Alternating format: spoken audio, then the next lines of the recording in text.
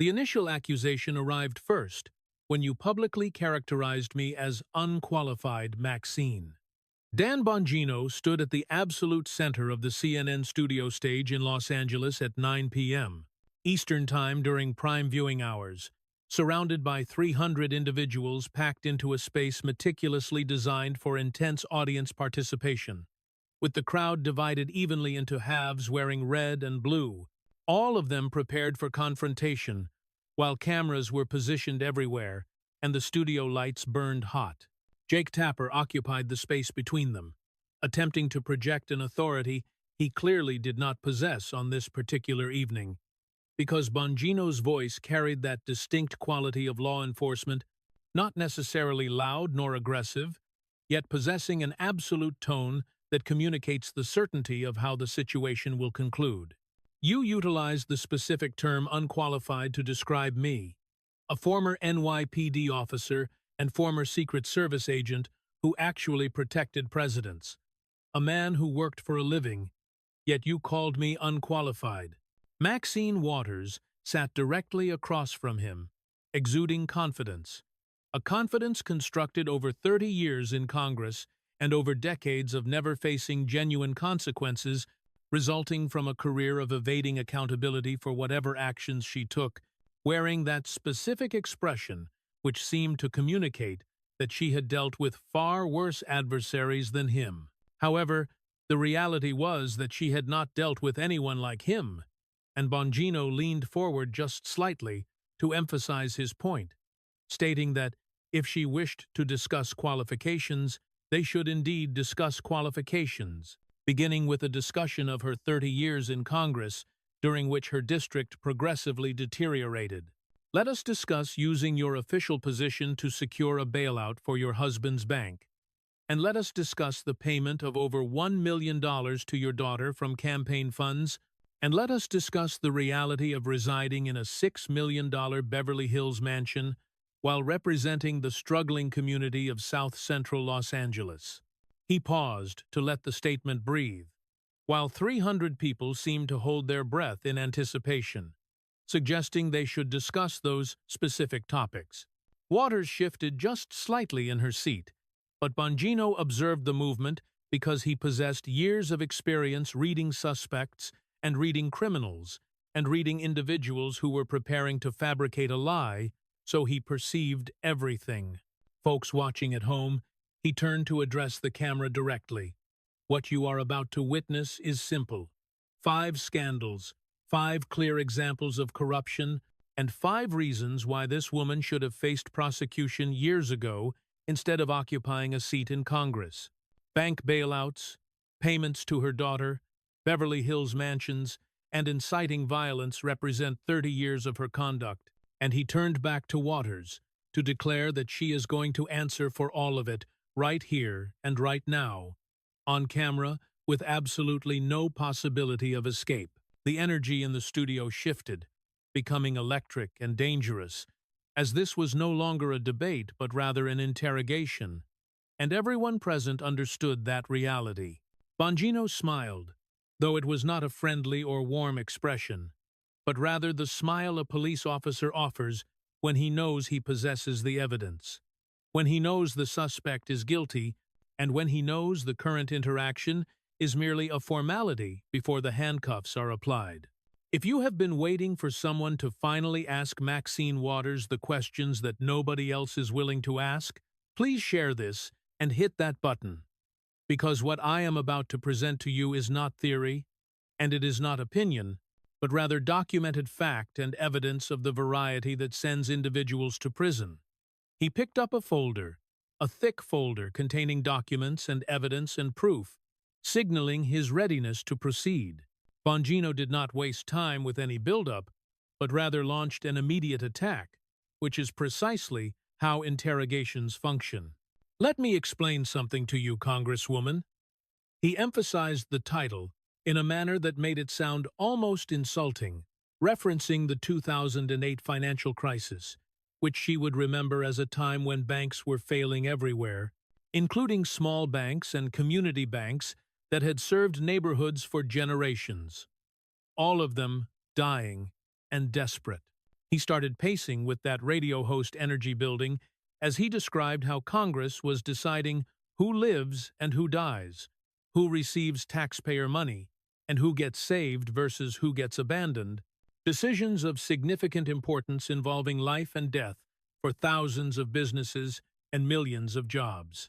Waters tried to interrupt by raising her hand in that signature move, stating she was not done, but he was not aggressive, merely final, pointing out that she is on the Financial Services Committee, the very committee making these decisions, meaning she possessed power and access and influence. He stopped pacing and turned to face her directly, stating that she also possesses a husband named Sidney Williams, who sits on the board of One United Bank, a bank that was failing and desperate and in need of a bailout, asking what the odds were and what the chances were, with sarcasm dripping thick and heavy. So let me ask you a simple question requiring a yes or no answer.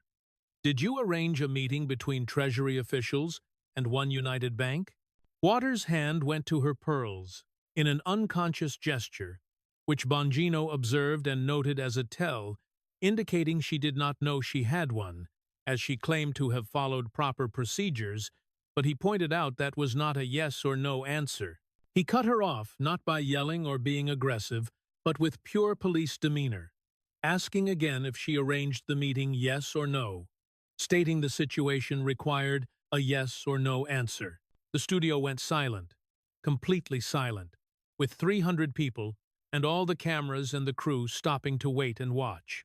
Waters' voice came out smaller than before as she admitted she facilitated communication, to which he retorted that she arranged it, stating it not as a question, but as a statement of fact. You utilized your position and your power to secure a meeting for your husband's failing bank with Treasury officials.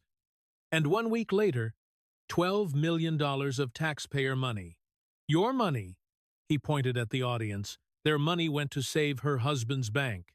He walked toward the audience and stood among them as one of them, asking how many of them knew someone who lost a business in 2008 and requesting they raise their hands.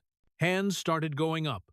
1, then 5, then 10, then 20, then 30, scattered throughout the audience, representing people who had lived through the crisis and lost businesses and lost savings and lost everything. Bongino pointed at them, stating they did not receive meetings, and they did not receive bailouts, and they did not have Maxine Waters intervening on their behalf. They simply lost everything. He turned back to Waters, stating that meanwhile her husband's bank was saved with their money, declaring, "That is not complicated, Maxine. That is corruption. And where he comes from, that is called corruption." She tried again with a defensive voice, claiming other banks also received TARP funds, but he countered that other banks were not married to members of Congress, his voice rising and building as he declared, "That is the difference, and that is the crime. Using your position to benefit your family."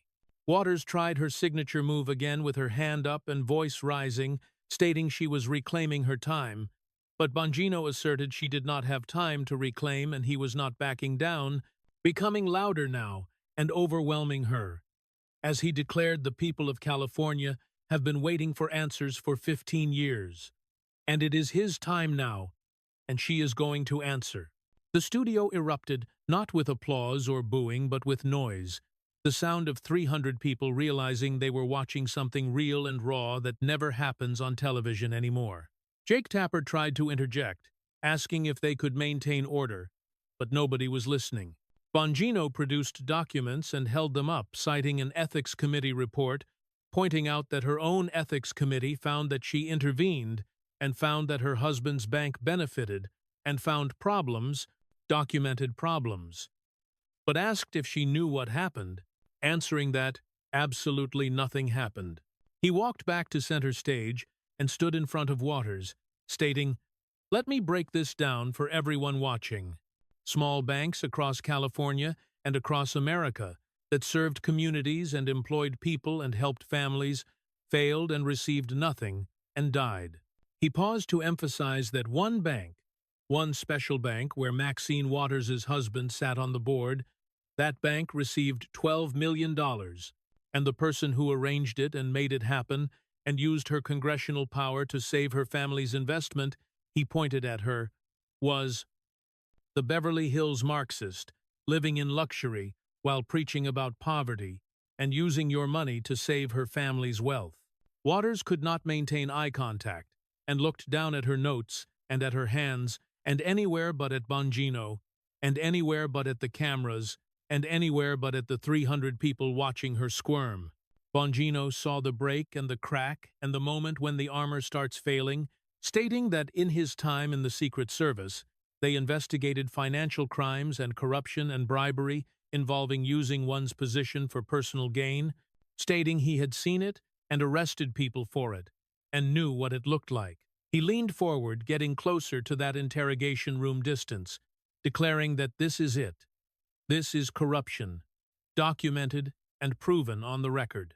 Someone in the audience shouted to arrest her, and others joined the chant, starting low at first, then building to arrest her, arrest her. Waters' hands were shaking now, visibly shaking and trembling, as she tried to raise them to stop the noise and reclaim control. But control was gone, and authority was gone, and power was gone, leaving just a politician facing accusations she could not dodge, and evidence she could not deny, and truth she could not spin. Bongino let it build, and let the audience express what he had proven, and let their anger validate his accusations before raising one hand to command immediate and complete silence. That is round one. Your tax dollars, her family's bank, small banks died while hers survived because she made it happen.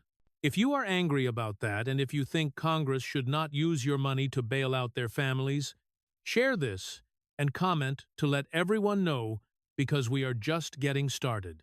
He picked up another folder thicker than the first, stating, "Now let us talk about her daughter, and talk about the $1 million from campaign funds representing your donations going to her daughter for years." Waters's face went pale because the first folder was bad, but this one was worse, and she knew it. Bongino's energy shifted to more sarcasm now, with that radio host edge coming through, stating, "Okay, so we have established corruption number one regarding the bank bailout and family enrichment using taxpayer money, noting that is established and is fact, but paused, with that trademark pause building tension to say, there is more. Oh, there is so much more." He walked toward Waters as she shifted in her seat, uncomfortable and looking for exits that did not exist. Let me tell you about Karen Waters, Maxine's daughter, whom I do not know and have never met. But I know her bank account, and her bank account is very healthy. And do you know why? Another pause ensued because Mommy has been paying her from campaign funds, your campaign donations, representing money from people who thought it was going to actual campaigns, to fighting for their district, and representing their interests, but instead, it was going to her daughter. He stopped walking and faced the camera, stating over $1 million, clarifying that is not a typo and not a mistake, but over $1 million. He turned back to Waters, stating, "Now I am just a former cop, and just a guy who used to protect presidents, and just someone who actually worked for a living. But where I come from, when you take donations meant for campaigns and give them to your family, that is called embezzlement, and that is called theft, and that is called fraud." Waters tried to mount a defense with her voice shaking, claiming these are legitimate campaign expenditures, but Bongino laughed, actually laughed, asking if $1 million to her daughter is legitimate. He pulled out papers representing FEC filings, which are public record and undeniable, stating Karen Waters runs something called slate mailers, which are flyers and lists of endorsed candidates that go out during elections, costing maybe 50 grand to produce maybe. He held up the papers, stating Maxine Waters has paid her daughter over $1 million for slate mailers over years, consistently, always involving family and always involving the daughter. He turned to the audience, asking how many of them have donated to political campaigns and requesting they raise their hands, and many hands went up scattered throughout the studio, representing regular people and small donors and believers. You thought that money went to ads, right? And to staff? And to actually campaigning, to fighting for your interests? He let them nod and let them agree, then asked, "What if I told you it went to the candidate's daughter instead? And what if I told you it went to family enrichment?" asking how they would feel. The murmuring started as angry murmuring, building and spreading. Bongino turned back to Waters, stating, "With all due respect, Maxine," the words dripping with sarcasm, meaning zero respect, "your daughter has gotten rich off your political career, receiving over $1 million from small donors, and from people who could not afford it, and from families struggling to make rent, stating their money went to your family." Waters tried again, claiming her daughter provides valuable services, but he cut her off, stating, "Let me break this down. Other campaigns pay maybe $50,000 for slate mailers maybe, but you have paid over $1 million to your daughter, which is 20 times more for the same service," asking, "How does that work?" Silence followed as Waters could not answer. "I will tell you how it works. It is family enrichment, and it is using your position to make your family wealthy. And it is taking money from people who believed in you and giving it to people who share your DNA, declaring, that is how it works." He walked back to the audience and stood among them again, stating these people trusted you and sent money they did not have. $20 or $50 or $100, thinking it would help their community and help their district and help their causes.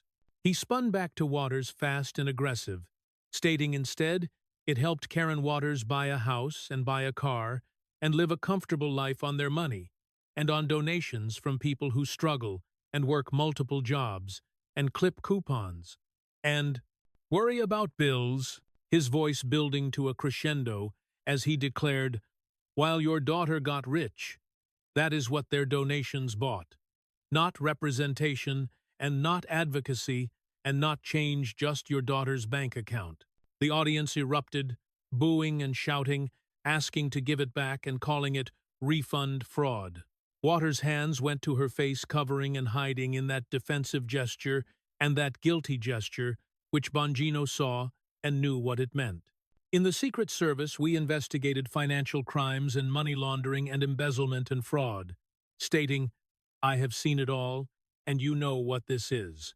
He pointed at her direct and accusatory, declaring, "This is it. This is fraud, involving taking money under false pretenses and using it for personal gain and family enrichment," stating, "That is textbook fraud." Waters tried to speak, and her mouth opened and closed, and opened again, but no words came, just that defensive posture, and those hands covering her face, representing that realization that there is no way out. Jake Tapper tried to give her an opening, asking if the Congresswoman would like to respond, but Bongino asserted she cannot respond because there is no response, as the numbers are public record in FEC filings that anyone can look up, showing over $1 million to her daughter documented. He produced more papers holding them up year by year and payment by payment, showing Karen Waters, Karen Waters, Karen Waters, always the daughter, and always family, and always enrichment. He turned to the camera and to America and to 10 million people watching, declaring, "This is what swamp creatures do, and this is what Beverly Hills Marxists do. They preach about helping people and about fighting for communities and about representing the poor, and then they use your money to make their families rich." He turned back to Waters, observing she was shrinking now and getting smaller, the aggressive matriarch who dominated Congress for decades gone, leaving just a politician exposed and caught and guilty. "With all due respect," Bongino's voice dripped venom, "your daughter is a millionaire from campaign funds and from small donors and from people who believed in you while South Central struggles, and while Compton has crime, and while Watts has poverty. Your daughter is fine and wealthy and comfortable." He paused to let it sink in. "On their money." The studio was on its feet, now half standing and half shouting, all engaged, because this was not entertainment anymore, but exposure. Real exposure, with truth being dragged into light it had avoided for years. Waters could not look up and could not face it. Just sat there, hands over face, shoulders hunched, defensive, guilty caught. That is two scandals, folks. Bank bailout and daughter payoffs, both using your money and both enriching her family. If you are angry, and if you donated to campaigns and want to know where your money went, share this and tag people and let them see what corruption looks like up close. He picked up another folder even thicker, because now we talk about where she lives. And trust me, you are going to love this regarding the Beverly Hills Marxist in her $6 million mansion while representing South Central, declaring, "This is my favorite." Waters looked up with fear in her eyes. Real fear, because she knew what was coming, and she knew there was no defense. Bongino's tone changed to more mockery now, with that edge of disbelief mixed with disgust, stating, "Let me explain something to you about Maxine Waters' district." He pulled out a map of District 43, California, and put it on the screen, showing South Central Los Angeles, Watts, Compton, some of the poorest communities in California, with high poverty and high crime and struggling families, stating that is her district, and that is who she represents, and that is who voted for her for 30 years. He let that sink in, then asked if they know where Maxine lives, pausing to build the reveal. Beverly Hills. Another heavier pause followed as he clarified, not near Beverly Hills and not Beverly Hills adjacent, and not in a neighborhood that is like Beverly Hills, but Beverly Hills in a $6 million mansion. $6 million. He walked toward Waters, asking, "Let me ask you something, Congresswoman. When is the last time you spent a night in South Central in your district, in the community you represent?" Waters tried to answer, claiming she did not see how that is relevant, but he interrupted. Not aggressive, just insistent, with a simple question asking, "When is the last time you slept in your district among the people you represent?" Silence followed as she could not answer, and did not answer. "I will answer for you.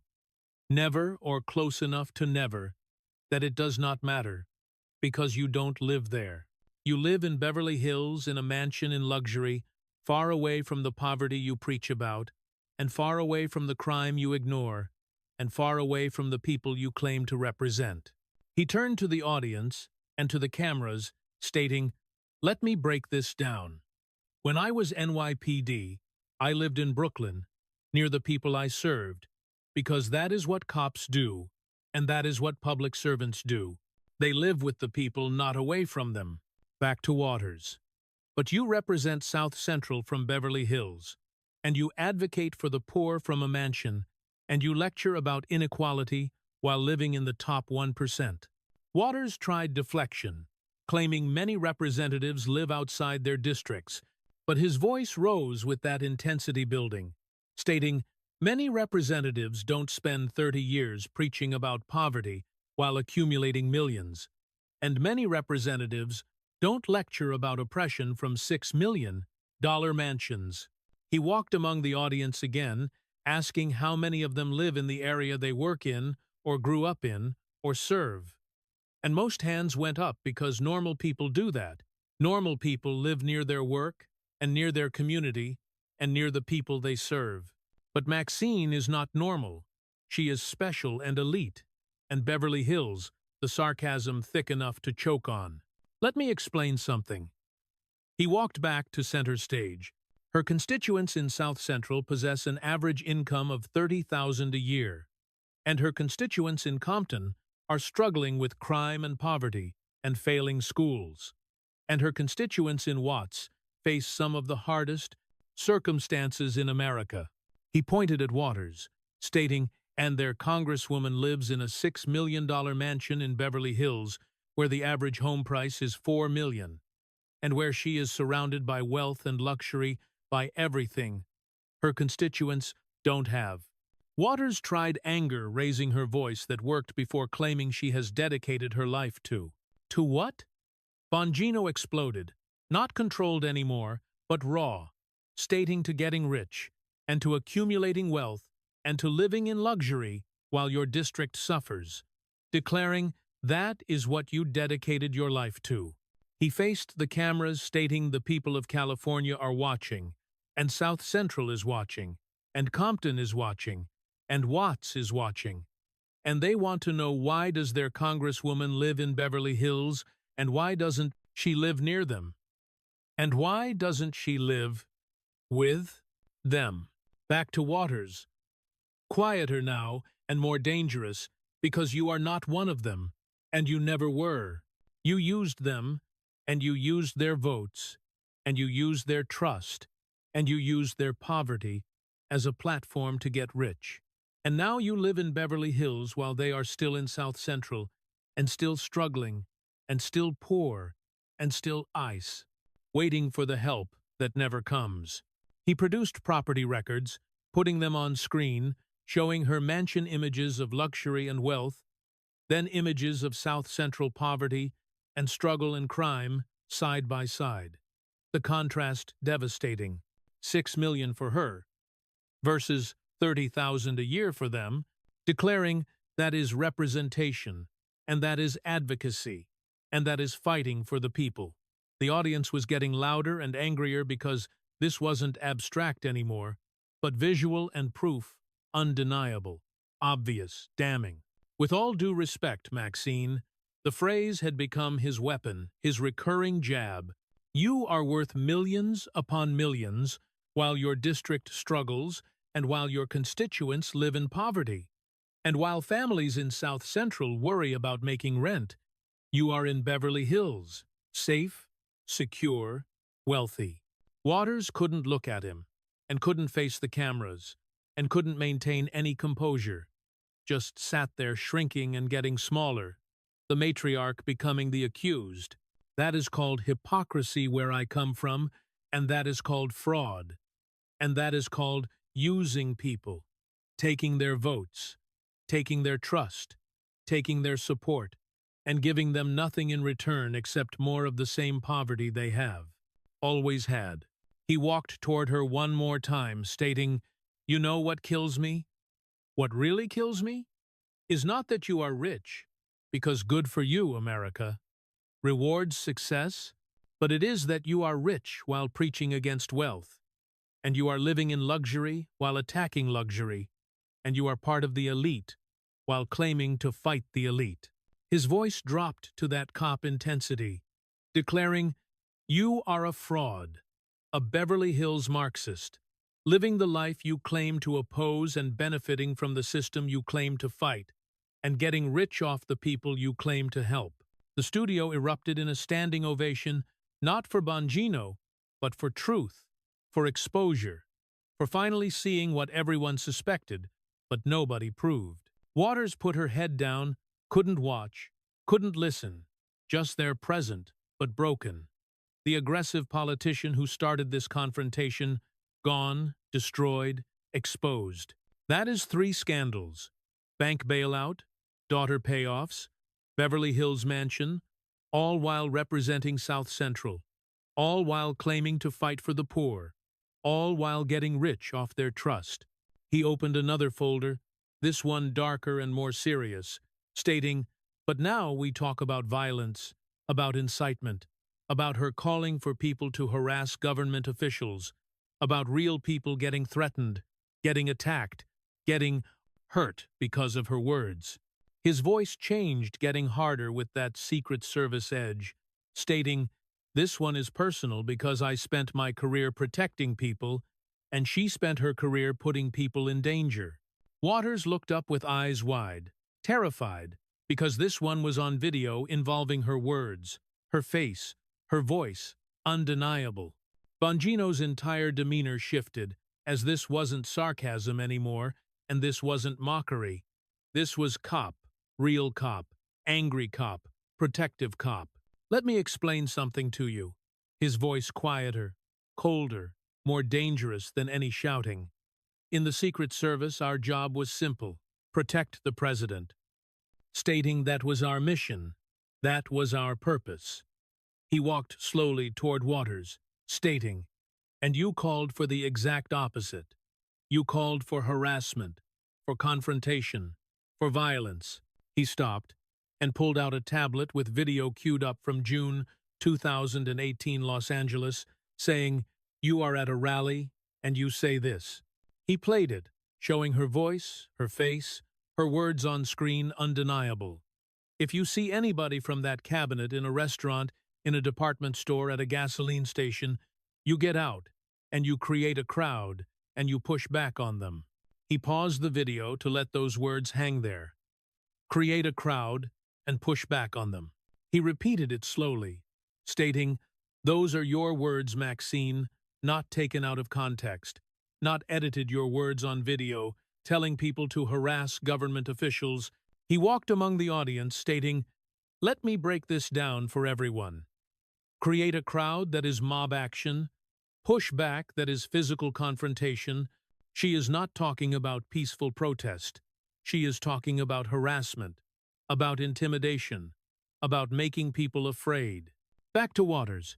"You continued, you said, tell them they are not welcome anymore. Anywhere. Anywhere. Not in public spaces, not in restaurants, not in stores, anywhere." His voice rose, building, stating, "And you know what happened. People listened. They created crowds. They pushed back. They harassed officials. They threatened families. They scared children." He pulled out news reports, putting them on screen. Secretary of Homeland Security eating dinner with her family. Mob shows up, starts chanting, starts threatening. She has to leave her family terrified because of your words. More reports. White House press secretary at a restaurant kicked out owner. Cites your speech, your call to action, your incitement. More. Senator at airport confronted, harassed, surrounded because you told people to create crowds. His voice kept building, getting louder, more intense. Cabinet members, senators, officials, all harassed, all threatened, all because you told people to do it. Waters tried to defend, claiming she was talking about peaceful, but Bongino exploded, stating, "You said push back. You said not welcome anywhere. Those aren't peaceful words. Those are threatening words." He got closer right in front of her, stating, "Let me explain something. In my time, protecting presidents, we dealt with threats every single day. Real threats, from people who believed violence was justified. And you know what gives them permission? What gives them justification?" He pointed at her. "People like you with power, with platforms telling them it is okay, telling them to create crowds, telling them to push back. You give them permission." Waters tried again, voice barely working, claiming she was exercising her First Amendment. But Bongino asserted the First Amendment doesn't protect incitement, his voice filling the studio, stating, "I am a cop. I know the law, and you crossed the line." He turned to the audience, asking how many of them have ever been threatened for their political beliefs, harassed, confronted. And several hands went up scattered, representing real people, real experiences. It is scary, right? It is intimidating. It makes you afraid. Afraid to speak, afraid to participate, afraid to engage. He let them nod, let them remember, stating, "And people like Maxine Waters, they create that fear. They cause that harassment with their words, with their incitement." He walked back to center, stating, "In the Secret Service we had a saying, words have consequences. What you say matters. How you say it matters. Who hears it matters." He faced Waters directly, stating, "You told people to harass officials, and they did. You told them to create crowds, and they did. You told them to push back, and they did. Those are consequences, direct consequences, cause and effect." His voice dropped to that quiet intensity, stating, "And when people got hurt, when families got scared, when children cried because mobs were threatening their parents, you didn't apologize, you didn't take it back. You doubled down." He played more video of her defending the comments, refusing to apologize, insisting she meant it, stating, See that that is not a mistake. That is not an error. That is intentional. That is calculated. That is knowing you incited harassment and being proud of it. The audience was silent now with a different silence. A heavy silence because this wasn't about money anymore. This was about safety, about security, about people being hurt because someone with power told others to hurt them. Bongino's voice stayed quiet for more impact, stating, "With all due respect, and I mean absolutely none, you put people in danger, real people, government officials doing their jobs, their families, their children, you put them all in danger. Because you were angry about politics."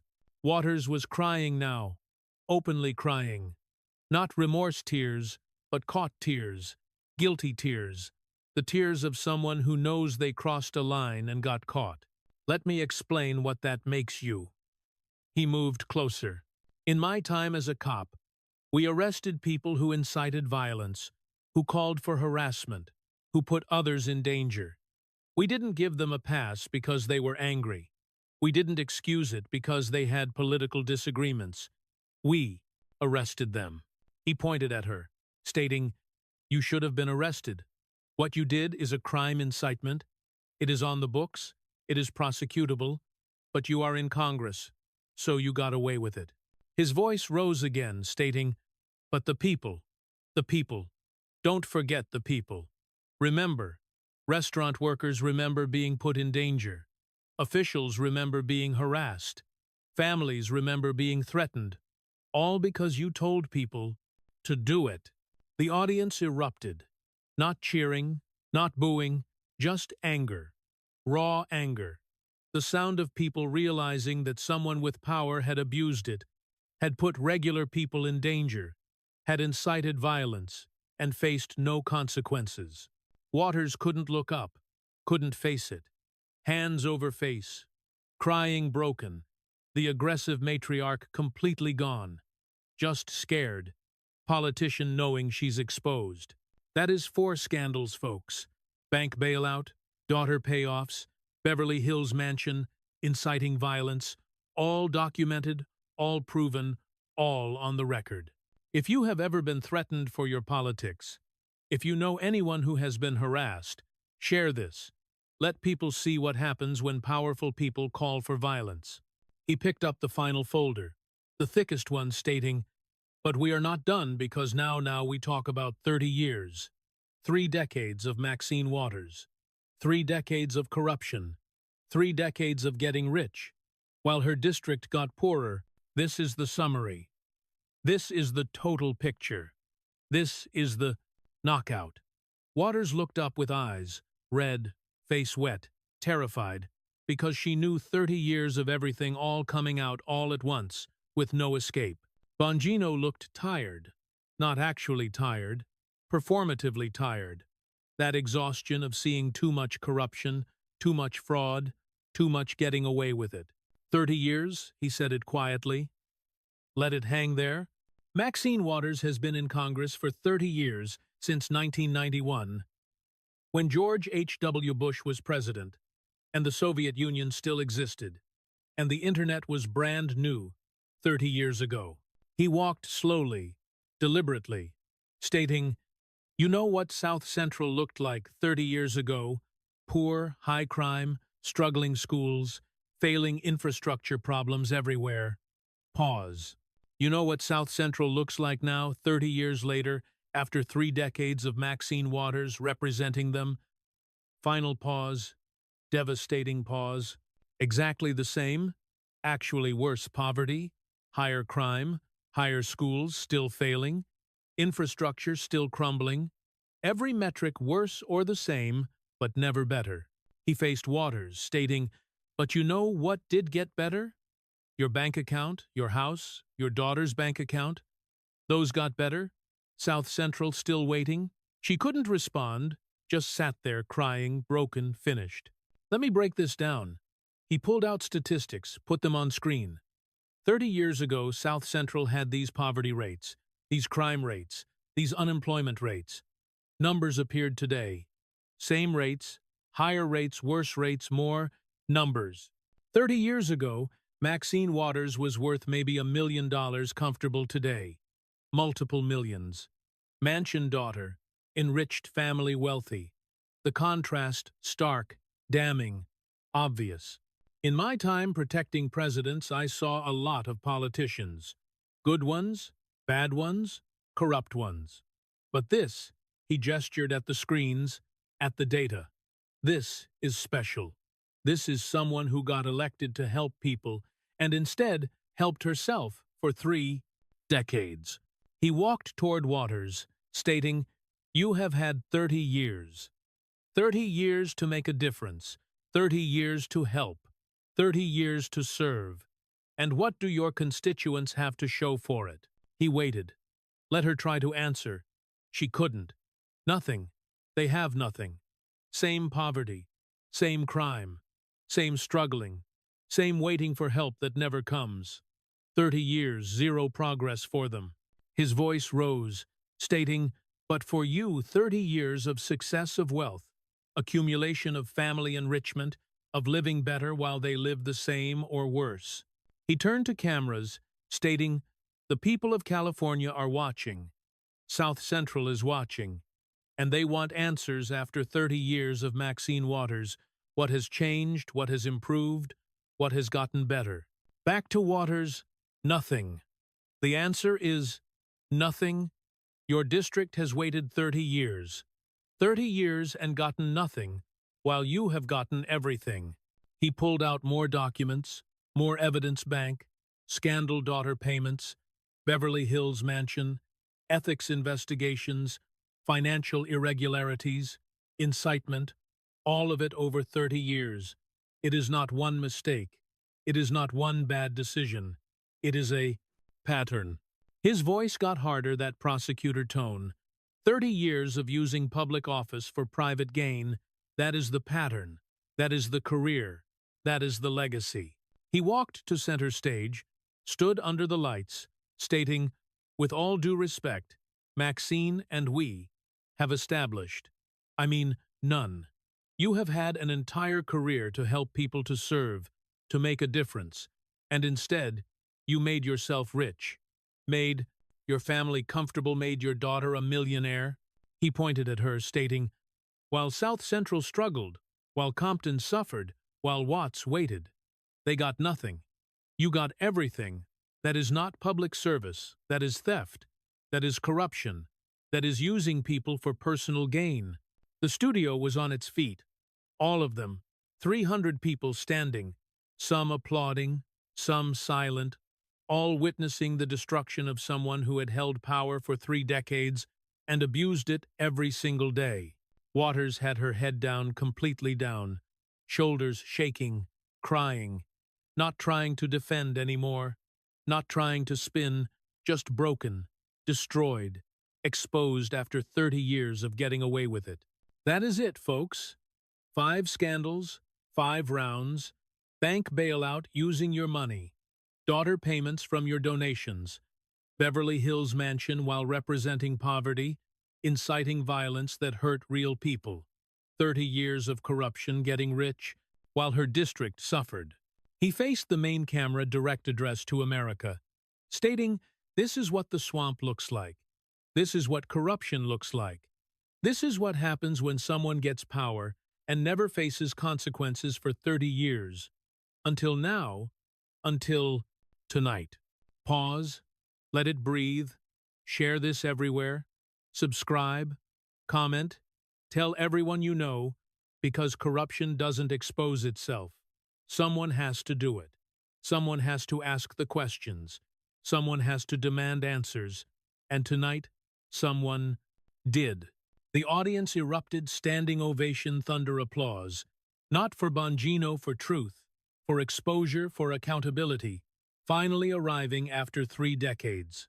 Waters couldn't move, couldn't speak, couldn't function, just sat there. Destroyed, the aggressive matriarch who dominated Congress for 30 years.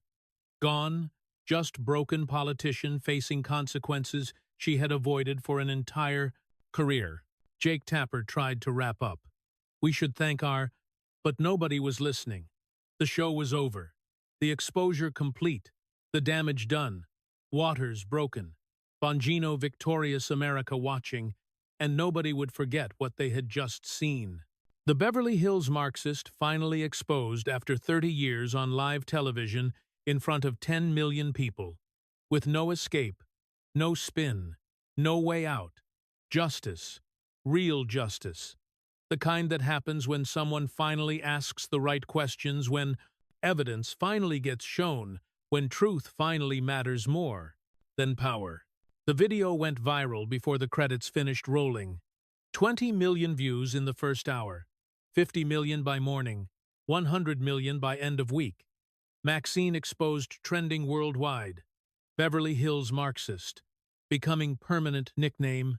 Bongino destroys Waters, capturing every clip, every exchange, every moment of destruction. Conservative media exploded.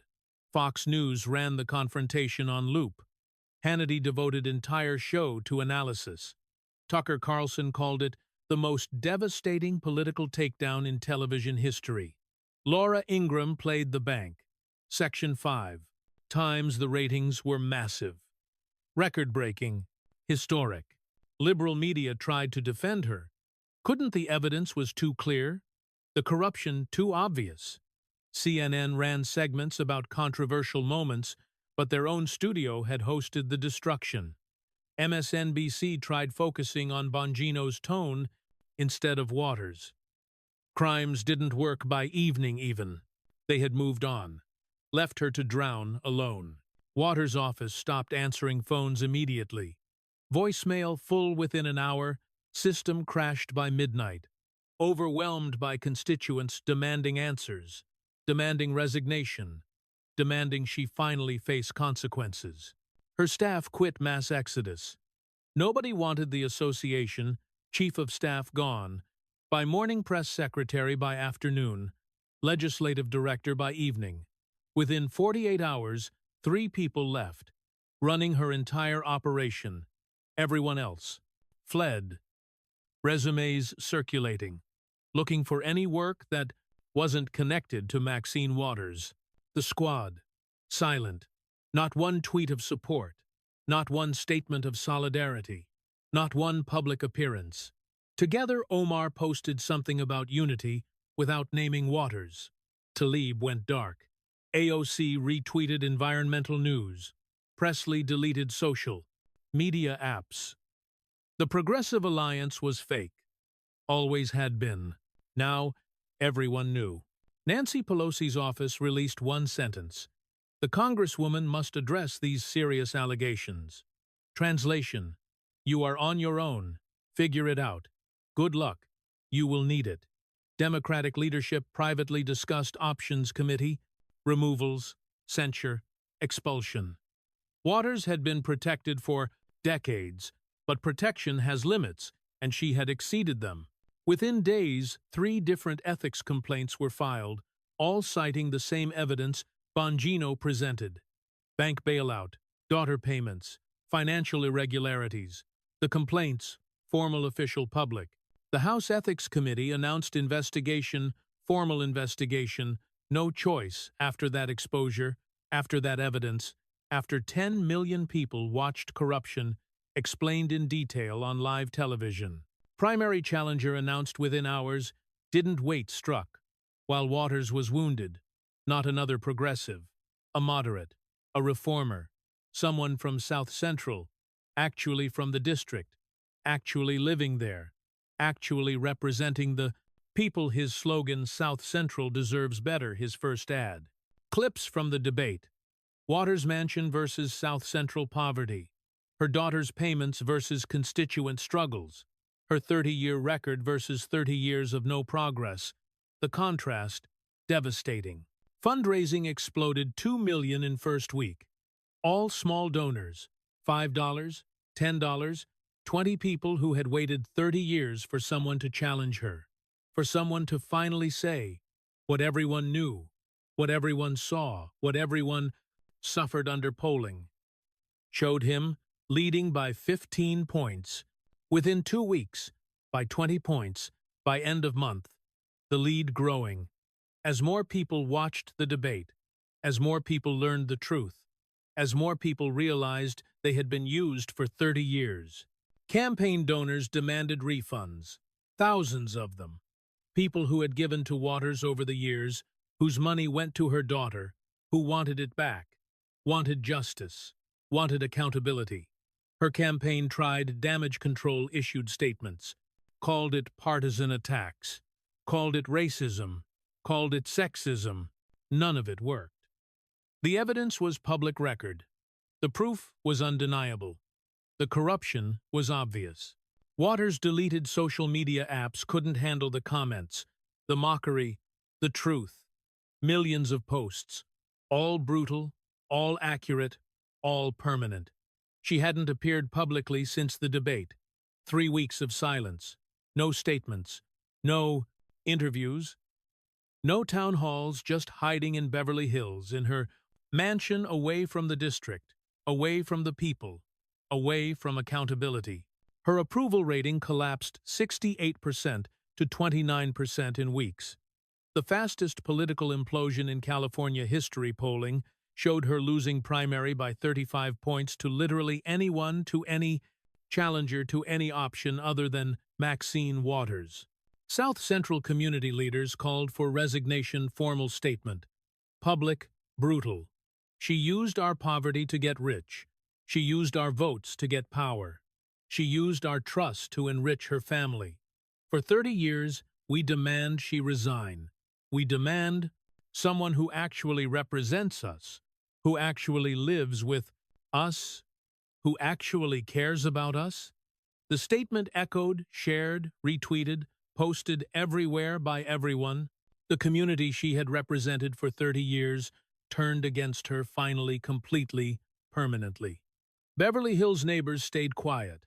Rich people don't comment on scandals involving other rich people, a professional courtesy. But they knew everyone. Knew the mansion on the hill belonged to a criminal, to someone who had stolen from the poor to live among the rich, to the Beverly Hills Marxist. Bongino became conservative hero. His radio show ratings doubled, tripled, highest ever advertisers, paying premium rates, networks offering shows, book deals appearing, speaking invitations flooding in. But he kept message simple, consistent. I am just a former cop who asked questions. Questions everyone should have asked 30 years ago. Questions journalists should have asked questions. Ethics committees should have asked. I just asked. She couldn't answer. That is it. The phrase caught on, just ask the questions, became conservative rallying cry applied to every politician, every scandal, every cover-up. Simple questions, direct questions, questions that demand answers. Trump called Bongino personally beautiful, job beautiful. That is how you do it. You destroyed her. Completely plans discussed potential roles, future opportunities, the door opening wider. Waters looked for exit strategy post-Congress. Career options limited, nobody wanted. Her think tanks said no. Universities said no. Companies said no. Even progressive organizations passed the brand. Too damaged, the corruption too obvious. The exposure. 2. Complete book publishers wouldn't return. Calls speaking agents stopped answering. Netflix deal never materialized. She was alone. Completely alone. Everything she had built over 30 years destroyed in 2 hours by a former cop asking simple questions. Her Wikipedia page updated within hours. No longer senior member of Congress, no longer influential progressive, no longer civil rights icon, just former U.S. representative, subject of ethics investigations, lost primary, following televised debate known for controversial record and corruption allegations. And that was her legacy. Former controversial investigations, nothing else would be remembered. The 30 years forgotten. The corruption remembered, the exposure permanent. Political obituaries written while she still held office. The fall of Maxine Waters became common headline articles, analyzing what went wrong, where she failed, how she lost. But they all missed the point. She didn't lose. She was exposed for what she had always been: corrupt, self-serving, using people for personal gain for 30 years, until someone finally asked questions, until someone finally demanded answers, until someone finally exposed the truth. Bongino was that someone, the Brooklyn cop who became Secret Service agent, who became radio host, who became the person who destroyed the Beverly Hills Marxist. Small donors who had been refunded told their stories. Dozens of them. Hundreds people who had given to Waters over the years, who had believed in her, who trusted her, who learned their money, went to her daughter, who got checks back, who got justice. Finally, one elderly woman, never named publicly, just a donor from Compton, spoke about giving $20 a month for 5 years, $1,200 total, thinking it helped her community, learning it helped Karen Waters buy a car, getting refund. Check crying not from joy, from betrayal, from 30 years of being used. Her story represented thousands. Everyone who had trusted Waters, everyone who had believed, everyone who learned the truth, everyone who got betrayed. South Central Community organized without her other representatives, helped. Real aid arrived. Real programs started. Real progress began. The community remembered who actually helped versus who just took. Remembered who showed up versus who showed off. Remembered 30 years of nothing versus 3 weeks of something. Beverly Hills said nothing. Rich neighborhoods don't comment on scandals, but property values near her mansion dropped slightly. Reputation matters even in wealth. Nobody wants to live next to exposed corruption. Nobody wants their neighborhood associated with the Beverly Hills Marxist. Conservative movement used Waters as symbol of everything wrong, of 30 years of corruption, of politicians getting rich, while constituents suffer of using poverty as platform for personal wealth.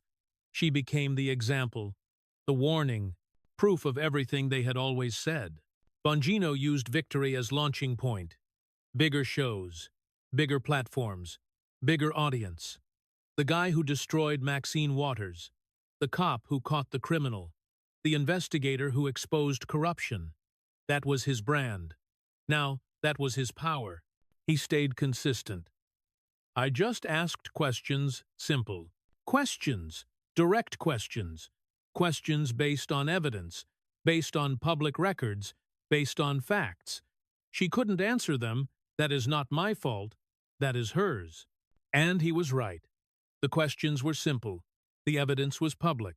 The corruption was obvious for 30 years, until someone asked, until someone demanded answers, until someone exposed it all. Waters learned what happens when accountability finally arrives, when protection finally fails, when power finally ends. She learned that 30 years of getting away with it doesn't mean you get away with it forever. Eventually, someone asks questions. Eventually, evidence gets shown. Eventually, truth matters. The Beverly Hills Marxist learned it the hard way on live television in front of 10 million people, with no escape, no spin, no way out. Just a cop asking questions, just evidence, speaking truth. Justice finally arriving after 3 decades. That is what happened. When Brooklyn met Beverly Hills, when a TTETTA cop met a criminal, when someone finally asked the questions everyone should have asked 30 years ago. Waters got exposed, destroyed, finished, and everyone watched. Everyone knew. Everyone remembered. Justice doesn't always arrive, but when it does, when someone finally asks the right questions, when evidence finally matters more than power, it is devastating, complete, permanent. The Beverly Hills Marxist learned that the hard way, the only way that matters with the whole world watching, and nobody forgot.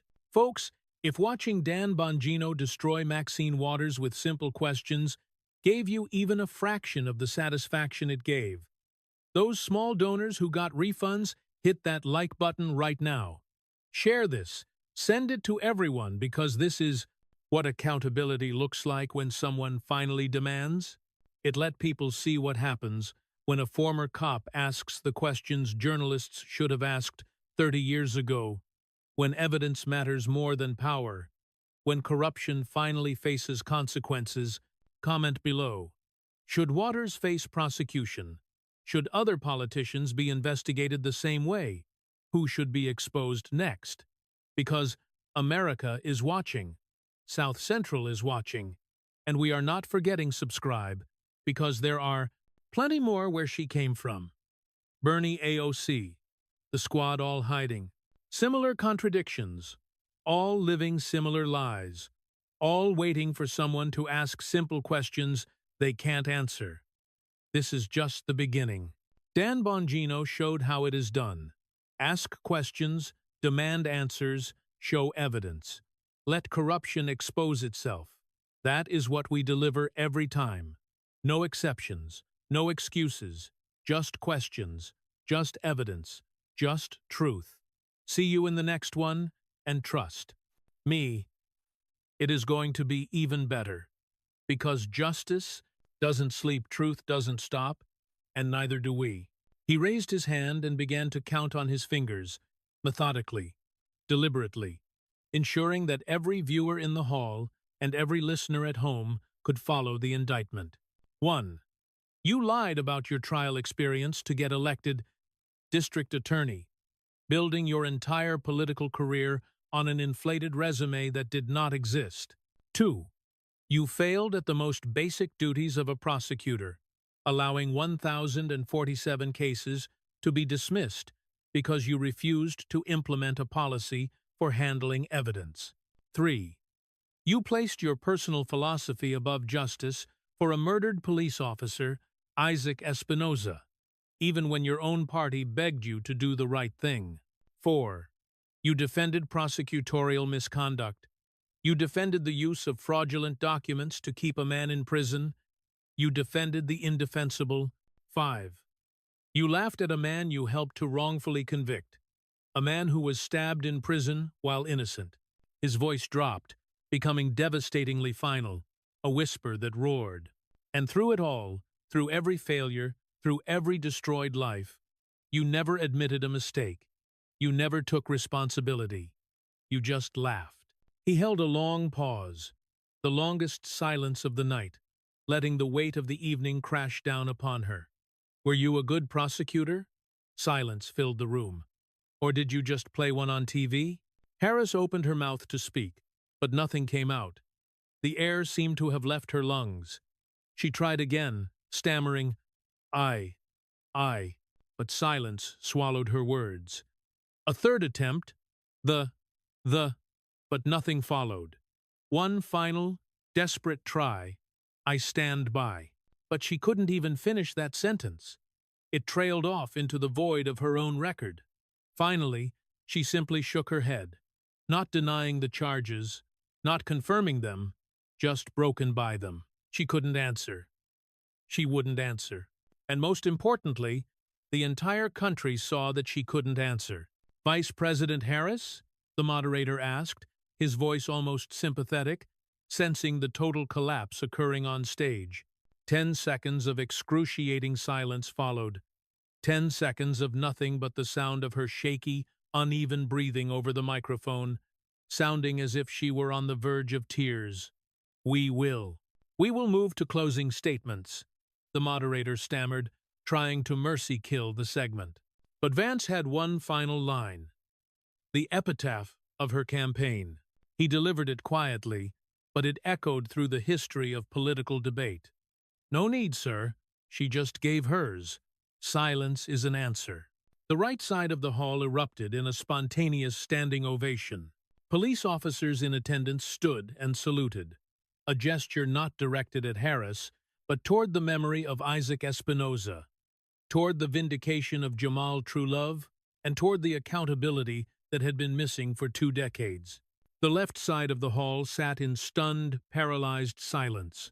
Some Democrats buried their heads in their hands. Progressive activists looked betrayed. realizing they had believed in a mirage and watched it evaporate under the heat of evidence she couldn't refute. The press gallery descended into chaos. Journalists were literally running to the exits to file their stories, camera flashes firing like strobe lights, everyone trying to capture the image of the collapse. And in the center of the storm, Kamala Harris just sat there, her makeup destroyed, papers scattered at her feet like debris, her face a mask of absolute devastation.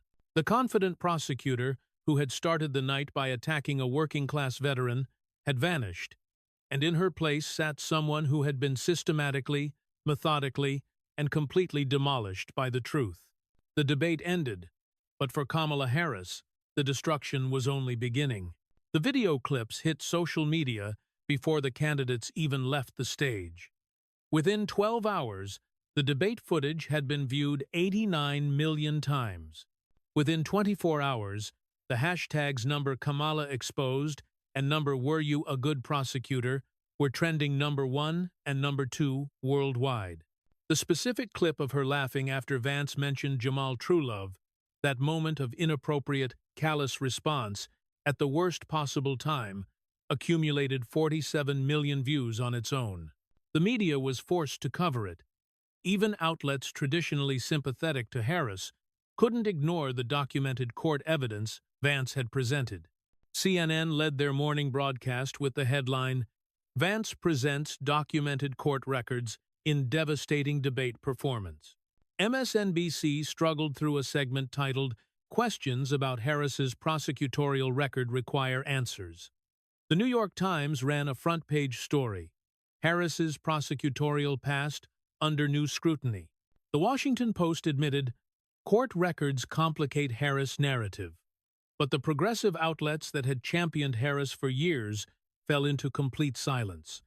The Nation didn't cover it. Mother Jones didn't cover it. Because how do you defend court rulings? How do you spin documented evidence of misconduct? You can't. So they said nothing, and their silence spoke volumes.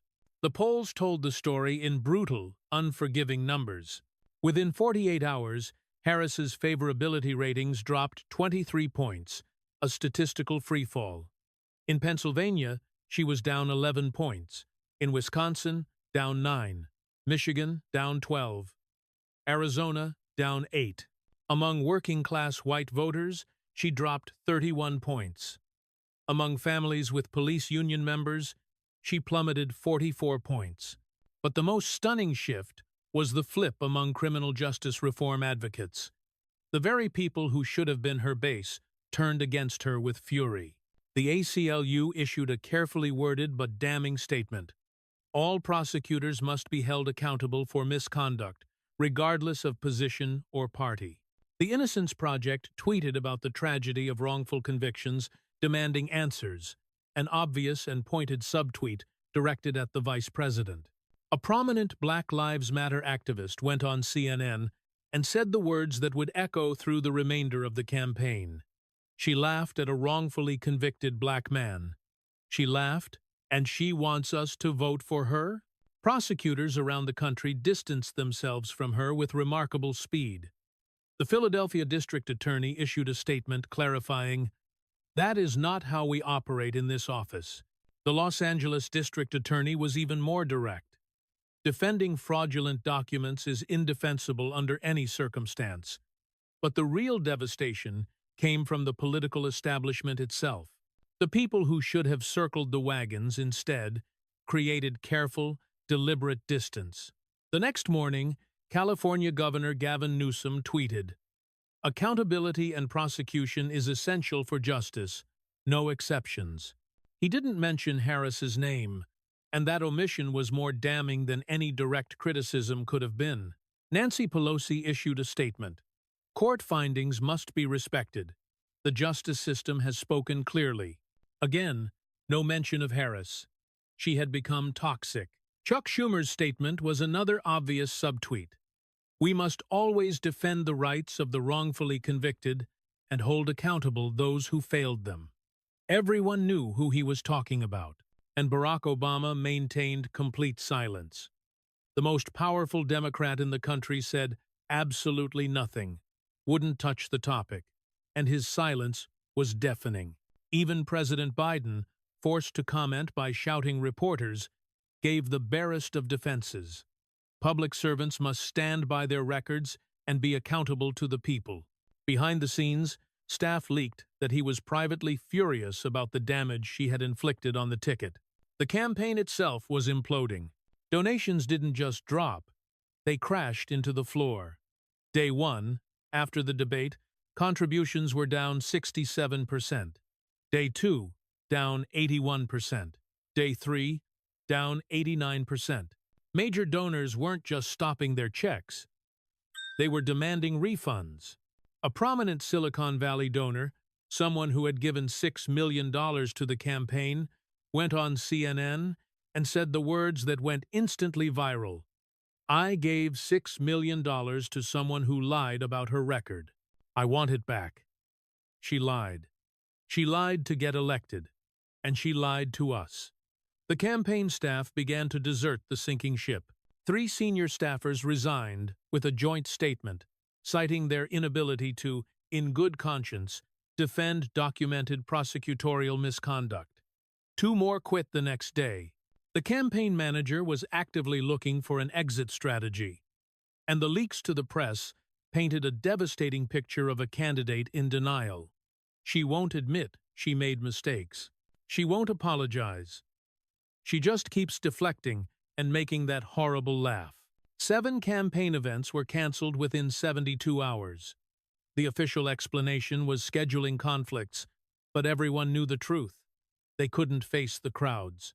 A week after the debate, Harris attempted to hold a rally in Pennsylvania. It should have drawn 5,000 people. But only 1,200 showed up, and many of those were staffers and volunteers padding the numbers. The venue looked sparse. Empty seats were clearly visible, and the cameras captured all of it. Harris tried to use her standard prosecutor line, "I spent 20 years fighting for justice," but a voice from the crowd yelled out, "How many cases did you actually try?" The audience laughed. Not with her.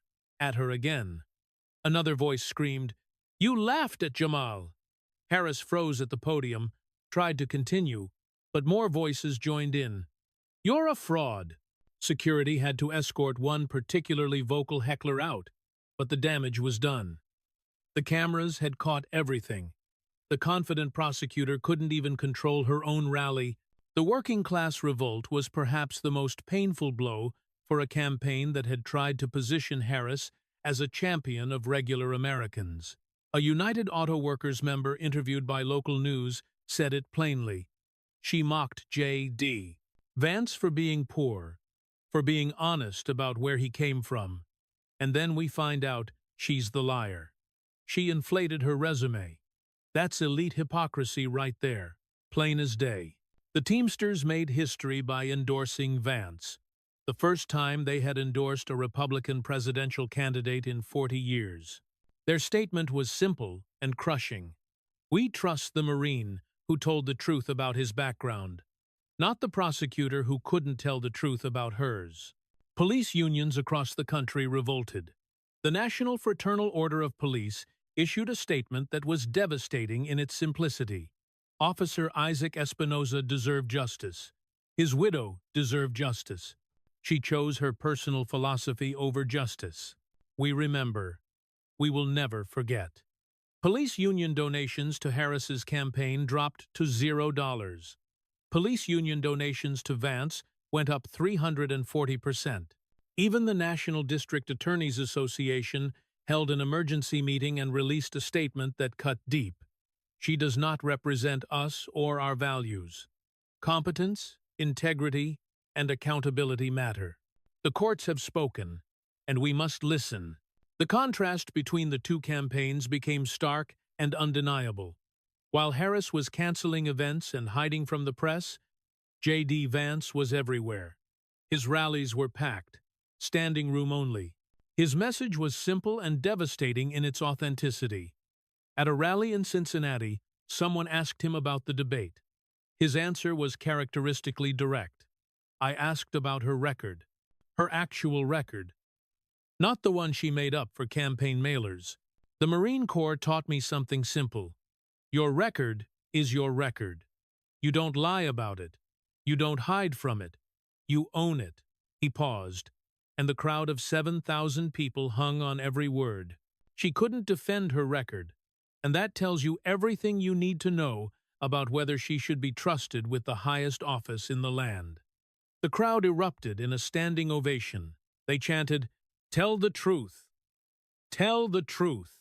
It became the rallying cry of his campaign. The media couldn't ignore the visual contrast. Split-screen images appeared on cable news.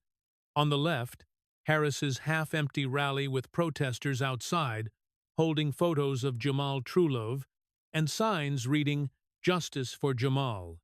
On the right, Vance's packed warehouse with 7,000 working-class Americans cheering every word. The caption read simply, "Two campaigns, two futures." The choice, it seemed, was clear. This election wasn't really about partisan politics anymore. It had become something more fundamental. It was about authenticity versus artifice, about competence versus credentials, about truth versus word salad, about accountability versus excuses. Kamala Harris represented everything Americans had come to distrust about their political class. Elite hypocrisy, mocking a working-class veteran while lying about her own record. Incompetence masked by Ivy League credentials. 1,047 cases dismissed because she didn't do the basic job of a prosecutor. Placing personal philosophy over justice by refusing the death penalty for a cop killer while her own party begged her to reconsider. Defending the indefensible by arguing that fraudulent documents were not outrageous. And through it all, an inability to admit mistakes, to take responsibility, to do anything but laugh inappropriately and deflect. JD Vance represented what voters were hungry for. Working-class authenticity, honest about where he came from, unashamed of his background, disciplined by Marine training and preparation. He had done his homework. He brought the receipts. He presented the evidence. Facts over feelings. Every claim backed by court documents, official rulings, and documented evidence. He stood for justice for victims, not theories. He spoke for Officer Espinosa's widow. He spoke for Jamal Trulove. He spoke for the 1,000 people whose cases were dismissed. He was honest about his own story, having written a book laying bare his family's struggles, and he never once claimed to be something he wasn't. America chose substance over style. They chose the working-class voice over the coastal elite. They chose documented records over rehearsed talking points. They chose court rulings over political spin. They chose the Marine who did his homework over the prosecutor, who couldn't defend her own record. And they chose accountability over a laugh that rang hollow and inappropriate every single time. What do you think? Should leaders be held accountable for their actual records, not just their campaign talking points? Should court documents matter more than polished debate performances? Hit like if you believe that. When a working-class Marine asks about your record, you better have an answer. Subscribe for more stories about what happens when evidence destroys carefully constructed images. Because in the end, your record is your record. Not what you wish it was, not what you claim it is, but what the courts documented, what the evidence shows, what the truth reveals. And Kamala Harris's record spoke loud and clear. Incompetent, dishonest, and destroyed by a Marine who simply asked one question she couldn't answer. Were you any good at it?